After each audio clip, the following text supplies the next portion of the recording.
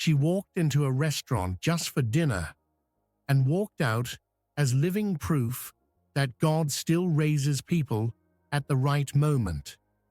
3 men thought they could win by brute strength, but they didn't know that the greatest strength doesn't come from muscles, but from faith.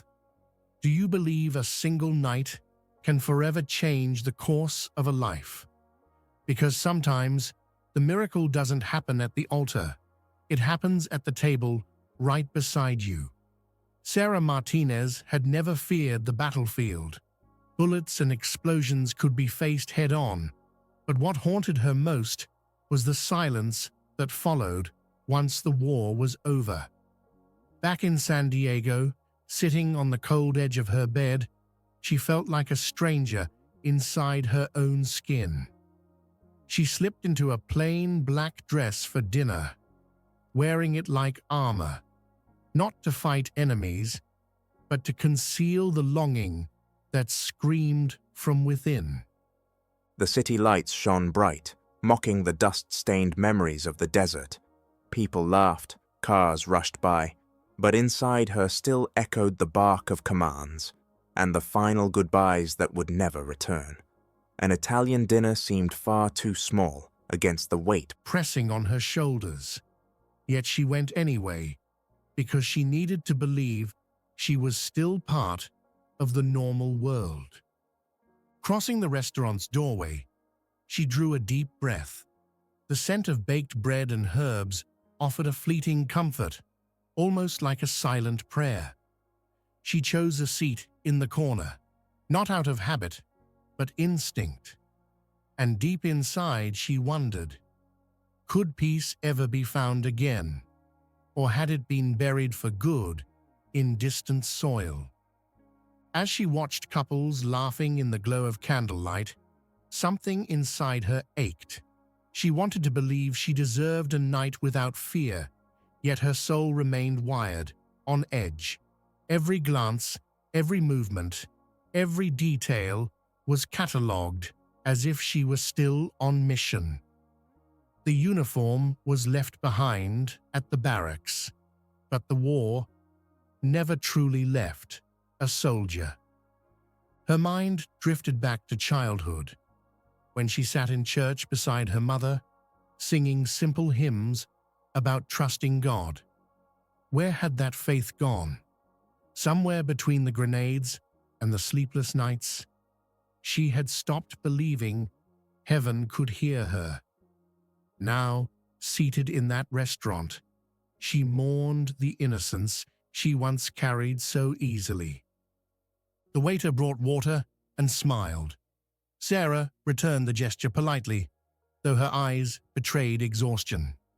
For a brief moment, she closed them, reaching for the memory of what it felt like to be safe.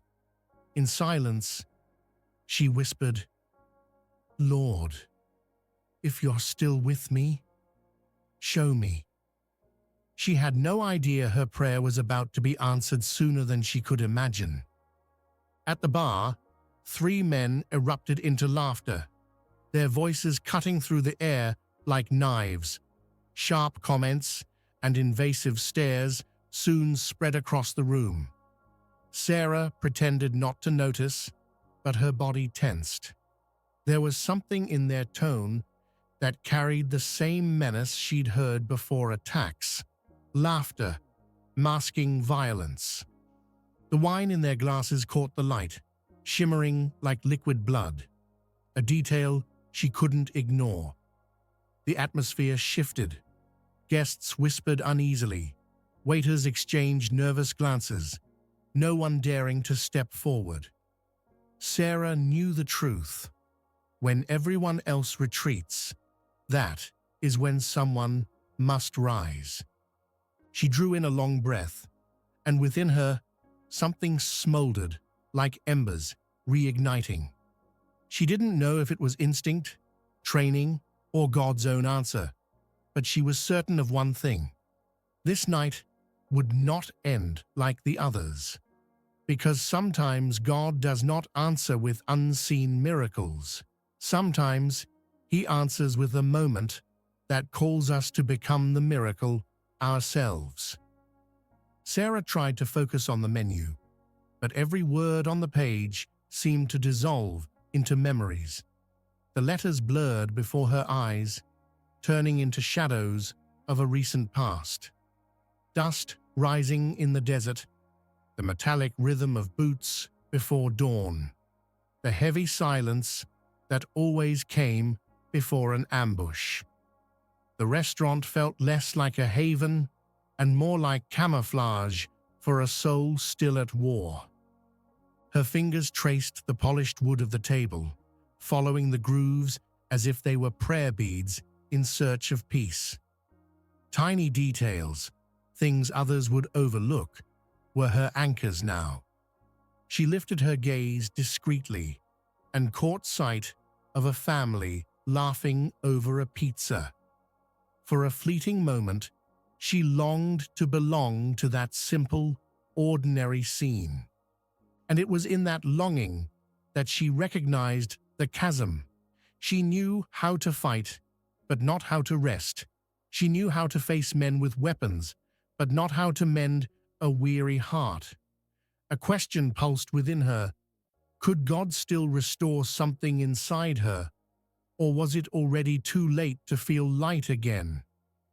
Across the room, the three men had already become the center of unwelcome attention. Their laughter carried no joy, only mockery.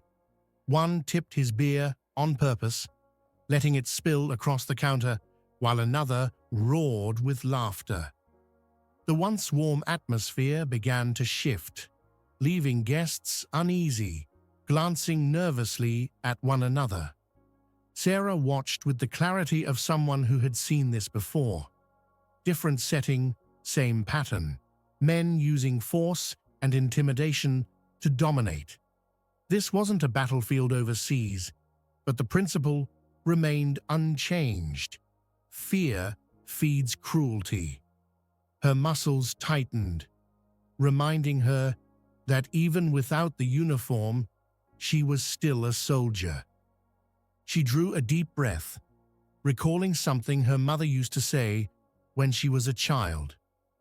God never places us somewhere without a reason. Maybe that night held more purpose than a plate of chicken parmesan.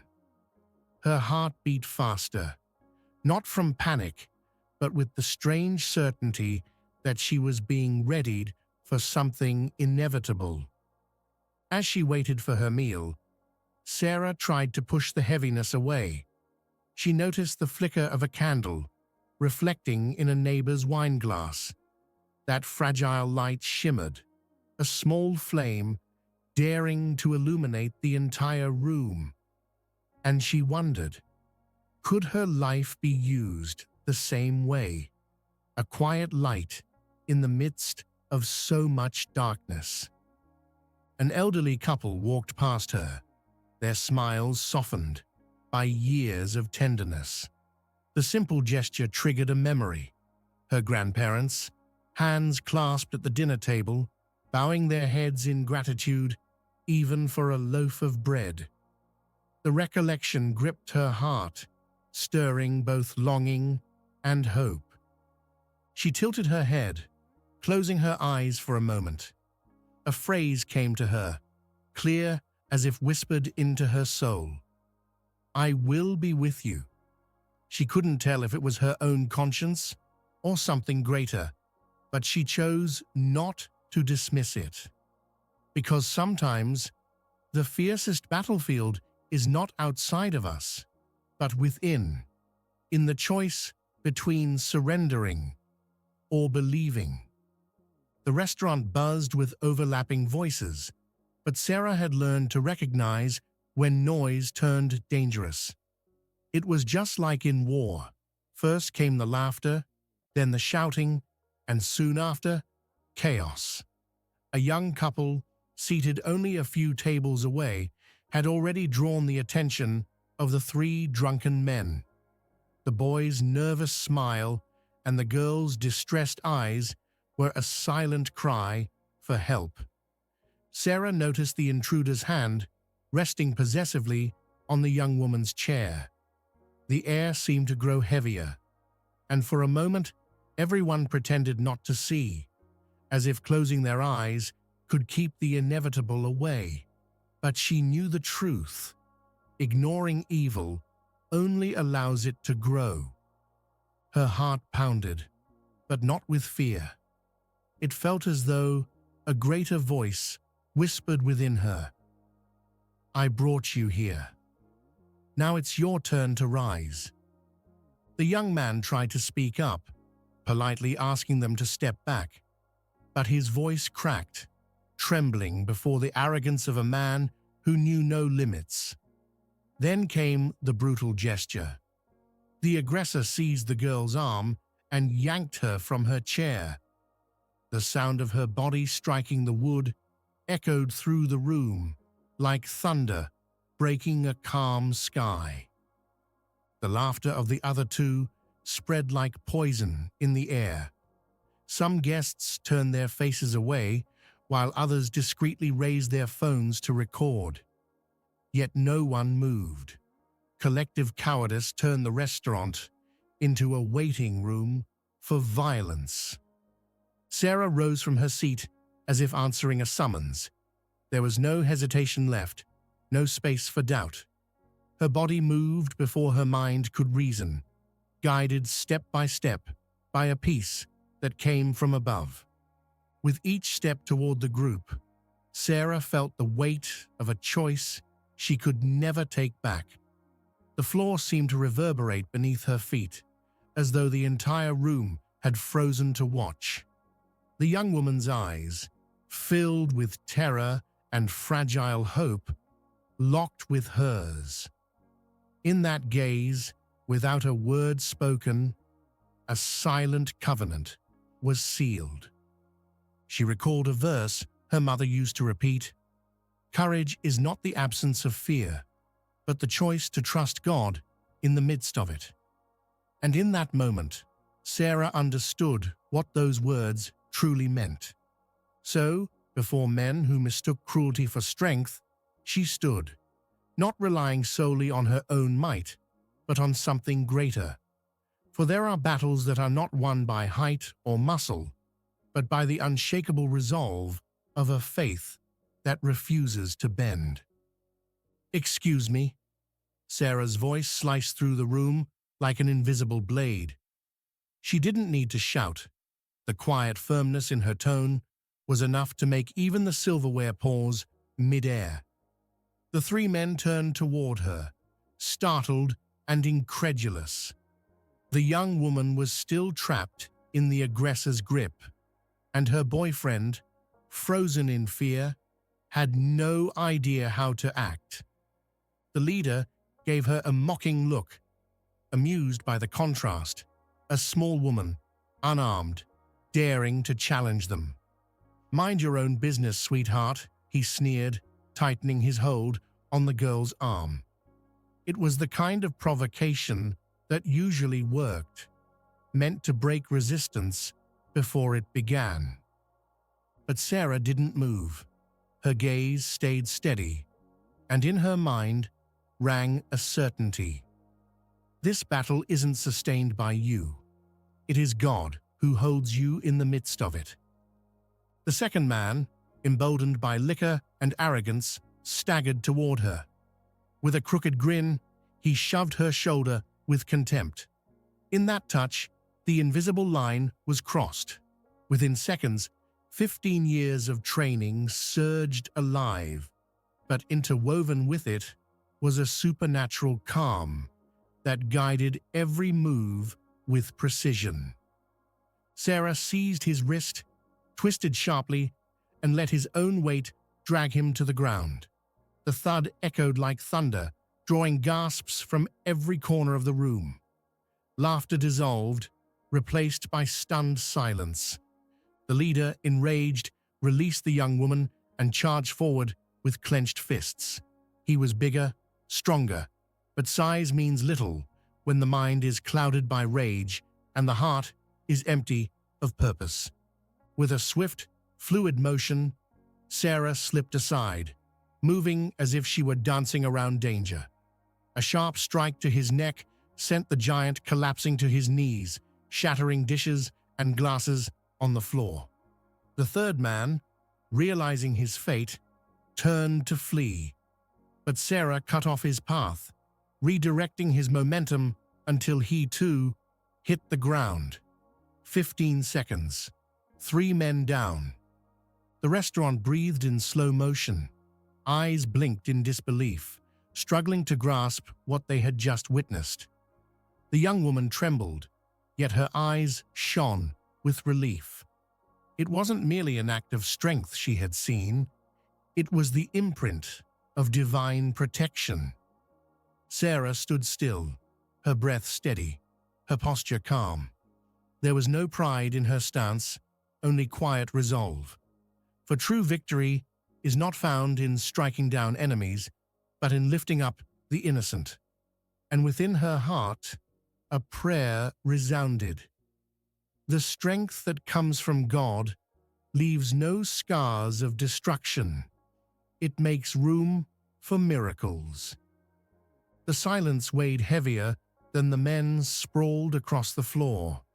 Glasses still rolled over the wooden boards, their clinking like broken bells in a forgotten church. Then suddenly, an old man at the next table stood. His voice rang firm, cutting through the room. I saw everything.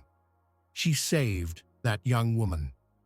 It was as if Sarah's courage had stirred voices long chained by fear. A middle-aged woman, seated with her family, rose with tears streaming down her face. My daughter was too afraid to even walk to the bathroom because of those men. This woman gave us back our peace. Her words spread like sparks, igniting candles that had been dark too long. And Sarah, though standing in the center of the crowd, sought no applause. She simply met their eyes and understood that somehow she was being used for something far greater than a single act of defense. The restaurant manager hurried over, his face pale, his hands trembling. We need to call the police, he muttered. Something like this could bring trouble. Sarah nodded with calm assurance. Her reply was steady, almost pastoral. Please, call them. The truth deserves to be told. As the call went through, the 3 men scrambled to rewrite the story. She attacked us, the largest one shouted, jabbing a finger at her with empty bravado. Yet what once seemed intimidating now rang hollow, almost pathetic. Witnesses rose together, their voices intertwining to contradict the lie. There was no corner left for falsehood to hide. Sarah watched in silence. She had no need to defend herself with words, for the truth was already etched in the eyes of everyone present. And within her, a reminder whispered, light does not need to shout. It simply shines, and darkness cannot endure it. Sirens wailed in the distance, echoing like trumpets that carried both dread and relief. The doors swung open, and officers entered, surveying the wreckage, overturned tables, shattered plates, and 3 men undone by their own pride. It was a scene that needed little explanation. A seasoned officer, Maria Rodriguez, stepped forward. Her eyes, sharpened by years of service, could tell when violence was born of hate and when it was born of necessity. When she looked at Sarah, calm, still, almost unshaken, she sensed something different. Not just strength, but purpose. Sarah drew a deep breath, steadying herself. She knew the story was no longer in her hands. It would now be written in reports and testimonies. Yet beneath it all, she felt something deeper. The quiet certainty that God was stitching every detail together, turning chaos into testimony. And one question lingered like a soft echo. How many times had he placed her in the right place without her even knowing? Officer Maria Rodriguez stepped into the center of the restaurant, her trained eyes scanning the scene. 15 years on the force had taught her to distrust first impressions, yet something about that night felt unmistakably clear. The witnesses spoke almost in unison, pointing at the men sprawled on the floor and then at Sarah, recounting every detail of what they had seen. They were harassing her, intimidating. They grabbed the young woman by force, the elderly man declared, his voice as steady as a sermon. And when this woman told them to stop, they dared to lay hands on her. She only defended herself. It was as though God Himself had raised up each witness to affirm the truth. Sarah listened in silence, her hands resting calmly at her sides. She offered no justifications, no frantic attempts to prove herself. Only the quiet assurance of someone who knew that justice is not held solely in courts, but also in the invisible hand that governs every detail. The three men, desperate, scrambled to twist the story. "She's dangerous. She fights like a soldier. She could have killed us," insisted the second, rubbing his aching wrist. But the more they spoke, the tighter their lies coiled around them, like ropes at their own throats. Rodriguez turned her gaze directly on Sarah. "Ma'am, what's your version?" The question came like a test, but Sarah didn't falter. With steady clarity, she explained step by step the harassment, her request for them to stop. The moment one laid hands on her, that left her no choice but to respond. There was no embellishment, only truth. The manager confirmed her account, adding that the men had been disruptive for hours. Other patrons backed him up. Each testimony felt like another brick, building a wall against injustice. And on that wall, Sarah stood, not only as defender, but as living proof that truth sets people free. As she gathered statements, Rodriguez studied Sarah carefully. There was too much composure for someone fresh from a fight. She did not shake. She did not cry. She did not lash out. Her breathing was steady, as though aligned with something greater, like a soldier whispering a prayer in the middle of a battlefield. "Do you have any formal training?" the officer asked, tilting her head. Sarah hesitated, not wishing to turn the night into a stage for glory, yet she couldn't deny it outright. "I have some military background," she said at last, weighing every word with care. Rodriguez pressed no further, but the flicker in her eyes betrayed a suspicion. And in that quiet pause, Sarah breathed a prayer so soft it nearly vanished into the air. "Lord, let the truth come out in your time. Do not let vanity speak louder than purpose." As officers continued gathering statements, the restaurant seemed suspended between disbelief and reverence. Customers whispered among themselves, trying to understand who this small woman was, who in seconds had turned chaos into silence. One waiter murmured, "She fights like someone trained, as if she were born for this." Rodriguez kept her eyes fixed on Sarah. Experience told her that ordinary people did not remain that calm after confrontation. There was no rush of panic, no trembling adrenaline. There was discipline, and something beyond discipline, as if every movement had been guided by unseen hands. "What's your full name?" the officer asked, already anticipating the answer. Sarah lifted her eyes, drew a steady breath, and spoke simply, "Sarah Martinez." A name that revealed little now, but one that would soon echo far beyond those walls. The young couple, still shaken, stepped forward to thank her.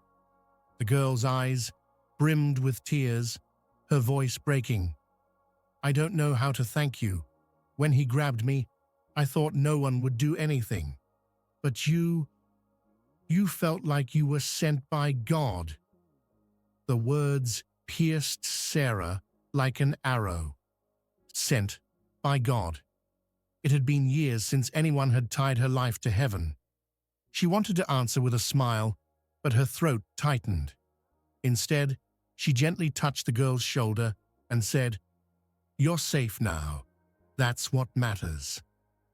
As she embraced her briefly, Sarah realized it wasn't only the girl who had been protected that night, but that somehow God was using this moment to protect the fragile remnants of faith Sarah thought she had lost. Outside, local journalists were already gathering, drawn by phone recordings spreading across social media. Sarah felt the weight of what was coming. Her anonymity would be tested, along with the quiet life she had tried so hard to preserve. Before releasing her, Rodriguez stepped closer once more. "I may not know all the details, but I've been on this job a long time, and I've never seen anyone act like you did. You're not alone in this world, even when you think otherwise." The words carried more meaning than the officer likely intended. Sarah stood still for a moment, absorbing them.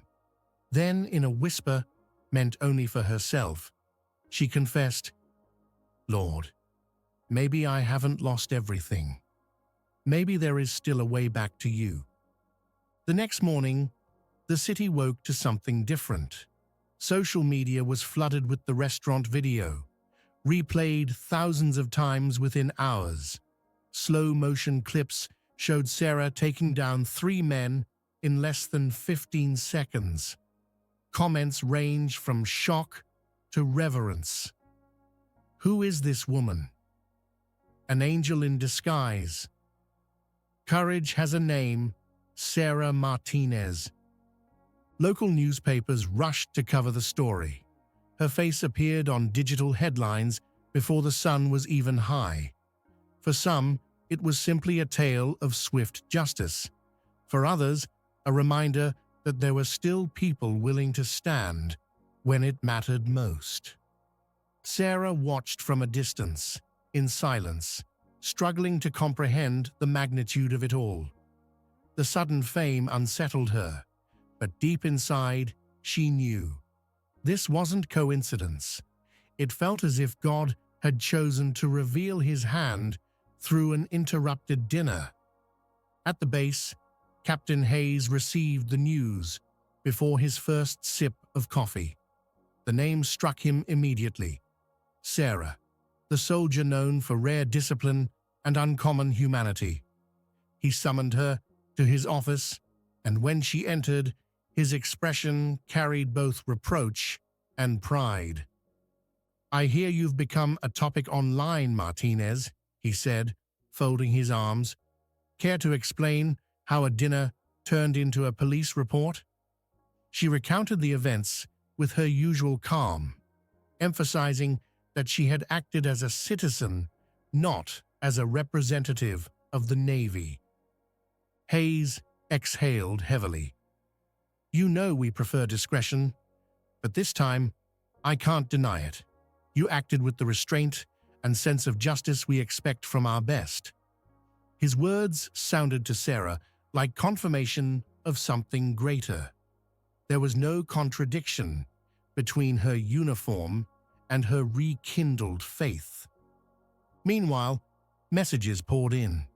A group of young women posted in a forum, "She inspired me. I want to learn self-defense. I want to be strong like her." Another viral comment read, "Watching Sarah reminded me that God uses ordinary people to protect the innocent." Sarah read some of these words and felt a knot rise in her throat. It wasn't about her. It was about what her example awakened in others. For the first time in years, she understood that a life can preach without speeches, that sometimes, in gestures and silence, God speaks the loudest. Sitting alone in her room, she lifted her eyes and whispered, "Lord, if this is the path, teach me to walk it without losing myself." And in that surrender, she sensed a new mission taking shape, not only as a soldier, but as a woman of faith. The days that followed were a whirlwind. The restaurant video, now trending nationwide, had already crossed borders, replayed on newscasts, and debated on talk shows. Each commentator saw something different. Some spoke of self-defense, others of empowerment. But many looked deeper, seeing the hand of God guiding a woman at the right moment. While Sarah avoided the spotlight, the three aggressors faced the opposite path. Their careers unraveled as quickly as their lies collapsed. The ringleader, an executive at a major marketing firm, was suspended the moment HR reviewed the footage. It was as though life itself had delivered a long-overdue bill. What had been sown in arrogance now blossomed in shame. Sarah, however, sensed something she could not ignore. Human justice was moving forward, but the truest justice came from above. In the courtrooms of public opinion, there was no room for masks. Co-workers, neighbors, and relatives of the three men began speaking out. They were always arrogant, one former employee admitted. They thought they were above the rules. The social facade crumbled, revealing a hollowness that expensive suits could no longer conceal. Sarah followed it all quietly, her emotions mixed. On one hand, she knew everyone reaps what they sow, yet her heart wrestled with unease. She didn't want to be remembered only as the woman who took down men in a restaurant. She longed for people to see something greater, something beyond herself. One restless night, she reached for the Bible that had sat untouched on her shelf for years. The pages smelled of dust, yet the words leapt alive. Man's justice is limited, but God's justice is perfect. The phrase struck her heart like a stone dropped into a still lake, sending ripples of reflection outward. While lawyers scrambled to negotiate plea deals to avoid long trials, Sarah began to realize the aftermath was more than headlines. It was a calling. Young women sent messages saying they had found new hope, watching her stand unshaken against evil. Local churches spoke of her in sermons, not as a heroine, but as an example of courage with purpose. She, who once believed she had lost her faith in the desert, began to see that God had never left her. It was like a flame that seemed extinguished, yet burned quietly beneath the ashes, waiting for breath to stir it alive. The incident wasn't chance. It was the wind that rekindled the fire. Lifting her eyes, Sarah whispered a thought. Maybe the hardest mission isn't defeating enemies outside, but rediscovering the God who sustains us within. With those words etched in her heart, she knew her journey was only beginning. Weeks passed, yet the fire from that night refused to fade. Schools, churches, and community groups replayed the video as a lesson in courage. It is not enough to witness evil. You must confront it, a pastor declared mid-sermon, projecting the restaurant footage behind him. To many, Sarah was no longer just a soldier. She was proof that God still raised people to protect the innocent. Sarah watched all this from afar, striving to remain discreet. Yet everywhere she went, unfamiliar faces recognized her. Some asked for a photo, others simply whispered, "Thank you." It wasn't fame that unsettled her. It was the sense of being placed on a pedestal she had never asked for. One quiet afternoon, walking along the San Diego shoreline, she gazed at the horizon and thought, if this is only about me, it means nothing. But if it's about what God can do through me, then maybe I need to accept this calling. A group of young women approached her at a cafe, their hands trembling with excitement. "We want to learn how to be strong like you, not just physically, but strong on the inside." Sarah listened carefully, feeling the weight of their words. This wasn't about teaching strikes. It was about teaching a courage rooted in something greater. She remembered her own youth, when her mother used to tell her, "Daughter, the strength that comes from God is different. It doesn't break bones, it lifts hearts." For years, she had buried that wisdom under the noise of weapons and orders. Now she realized it was time to reclaim those words and pass them on to a new generation. Looking at the young women, she answered with humility, "It's not about being invincible. It's about knowing who you trust when everything else is falling apart."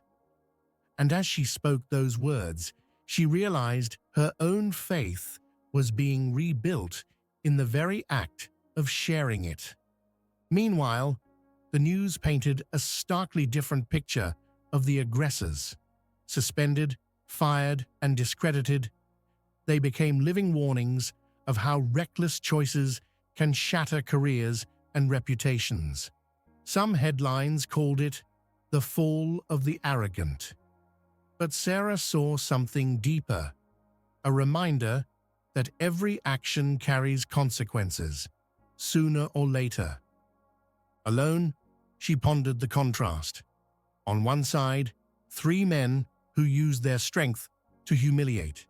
On the other, herself, who used strength to protect. But the true difference wasn't physical, it was spiritual. What breaks a man is not the size of his muscles, but the absence of purpose. Sarah closed her eyes and let the sea breeze brush against her face. The wind seemed to carry a gentle whisper. "I raised you not to be applauded, but to remind the world that light still exists." And as those words echoed in her soul, she knew the most important battle was only just beginning. Invitations began arriving from every direction. They weren't just TV interviews or requests from reporters, but letters from churches, schools, and community groups. One local pastor wrote, "The courage we saw in you is a reflection of what God does through those willing to serve." The words stirred something deep within Sarah, who had never felt so reluctant to receive praise.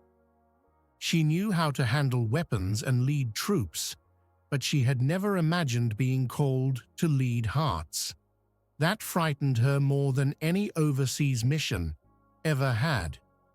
She paced her room with the letter in her hands, asking herself if she was ready for this.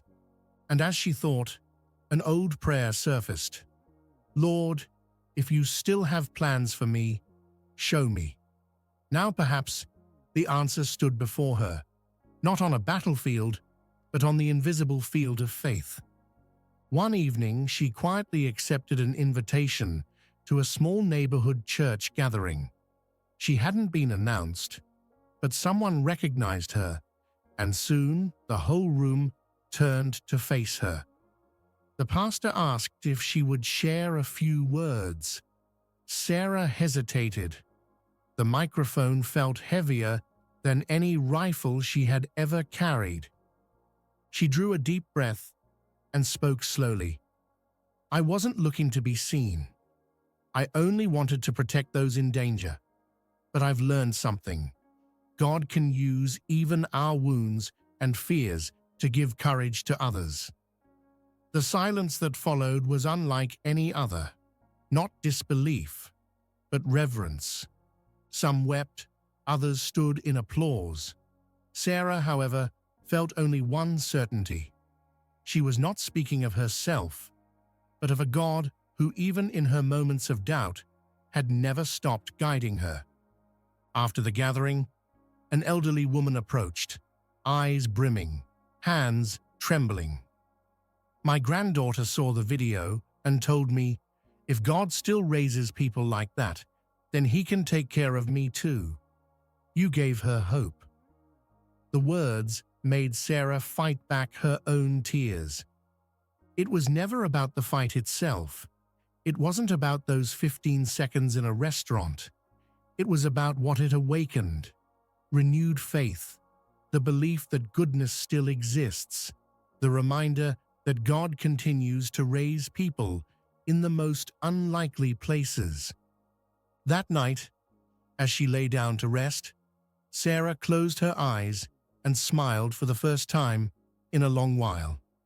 And she whispered a phrase that seemed to come from far away.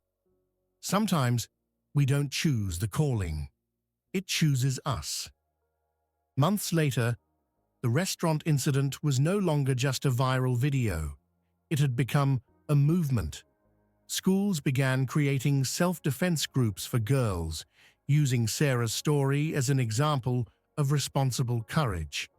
Churches organized talks on how to confront evil without being consumed by it. Everywhere, her name surfaced as a reference point. Sarah received invitations she never could have imagined before. Universities wanted her to speak about leadership, while community associations asked for her presence at violence prevention events. She didn't accept them all, but at each appearance, she left a mark. Strength without purpose is just violence, but strength guided by God can save lives. Slowly, she began to understand that this wasn't about fame. It was about legacy. A legacy not measured in medals, but in seeds of hope planted within the hearts of strangers. The 3 men who had been arrested faced sentencing, and as part of it, were ordered to participate in community service programs. In schools and shelters, they told their own downfall as a warning to the young. Pride destroys. Respect builds. Voices once used to intimidate now served as testimonies of caution. Sarah watched from afar. She felt no pleasure in their humiliation, only relief in realizing that even from failure, change could be born. Perhaps she thought God had used that confrontation not only to protect the innocent, but also to redirect crooked paths. It was living proof that God's justice does not only punish, it transforms. And that realization made Sarah reflect on her own life. How many times had she, too, needed correction before discovering her true purpose? The Italian restaurant, the very stage of the confrontation, had become an unexpected symbol. A plaque was installed near the table where Sarah had sat that night, engraved with the words, "Here, courage found its voice, and light conquered fear." Families brought their children to see it. Customers took pictures, and even tourists came, drawn by the story. Sarah visited quietly one evening. She ordered the same dish as before, chicken parmesan. As she waited, she watched the candles flickering on the tables, remembering the instant when everything had changed. This time, instead of emptiness, she felt gratitude. In silence, she whispered a simple prayer. "Thank you, Lord, because even in the midst of chaos, you build miracles." And as she lifted her eyes, she realized the episode had not been an ending, but a beginning, a turning point that was leading her toward an even greater mission, to be living proof that God writes stories even in the most unlikely places. Back in her military routine, Sarah realized something within her had changed. Training was no longer just mechanical repetitions of technique. Every movement now seemed to carry a greater purpose. When she ran through the cold dawn or endured grueling exercises, she thought of the restaurant and of the young woman whose eyes she had saved. It was no longer just discipline, it was service in every form possible. Her fellow soldiers began to notice her calmness. "Martinez, you seem different," a sergeant remarked during a routine mission. She simply smiled and replied, "Maybe I've learned that the uniform is only part of the story. The rest is what we carry inside." In that moment, Sarah understood. She didn't have to choose between being a soldier and being a woman of faith. She could be both, because her mission was not confined to borders, weapons, or battles. It was found in the way God called her to protect lives. Captain Hayes summoned her once again to his office. This time, his expression carried no reprimand, but respect. "Martinez, I've seen many strong soldiers, but you carry something beyond physical strength. Your men trust you because they sense it." Sarah listened in silence, but within her echoed a deeper truth. It was never about her. What others saw was only the reflection of what God was rebuilding in her heart. A heart that once felt hollow, now pulsed with purpose. When she stepped out of the office, she walked across the courtyard and lifted her eyes to the star-filled sky. There, in silence, she whispered, "Lord, if you still use me in the military field, let it be to plant hope, not just discipline. Make me an instrument, even in the darkest trenches." In time, her story began to be used in official training sessions as an example of restraint, discipline, and humanity. It was no longer just a curious case of self-defense, but a living lesson that true strength lies in acting with balance and purpose. Many instructors mentioned her name without ever having met her in person. Sarah watched it all with humility. She sought no titles, but she knew the impact reached far beyond what she could measure. It was like planting seeds without seeing the garden immediately, yet trusting the soil was being watered by hands greater than her own. That night, she knelt by her bed, a gesture she had not made since childhood, and with silent tears, she prayed, "Do not let me forget that the greatest mission is not to win wars, but to guard hearts. Teach me to be faithful in what is seen and in what is unseen." Years later, when the night at the restaurant was already a distant memory, Sarah walked once more through the streets of San Diego. The noise of the city was the same, yet within her, everything had changed. She no longer felt like a stranger in her own life. She carried scars, yes, but now each mark was a testimony that God's grace can turn wounds into seeds of hope. Sometimes, young people stopped her on the street. They didn't ask for autographs. They asked for counsel. How do you not give up when everything feels like it's falling apart? Sarah always answered with the same simplicity. True strength doesn't come from within us. It comes from trusting God when we have nothing left. That phrase began to spread, repeated like a modern prayer. And so, the woman who once sought only a quiet dinner had become something far greater, living proof that a life guided from above can change entire destinies. The restaurant, now renovated, still bore the plaque in her honor. Families took photos near the table where she once sat, treating it as a small altar of courage. The aging manager retold the story to curious guests. She stood up when no one else dared. It was like seeing the hand of God among us. Sarah visited the place from time to time, always in silence. She ordered her favorite dish and watched the flicker of the candles. What once reminded her of tension now stood as a symbol of new beginnings. Each light reflected in the glass reminded her that even in the darkest nights, one spark is enough to shine. On her last visit, she closed her eyes for a moment and smiled. She whispered to herself, "Lord, it wasn't war that taught me to be strong.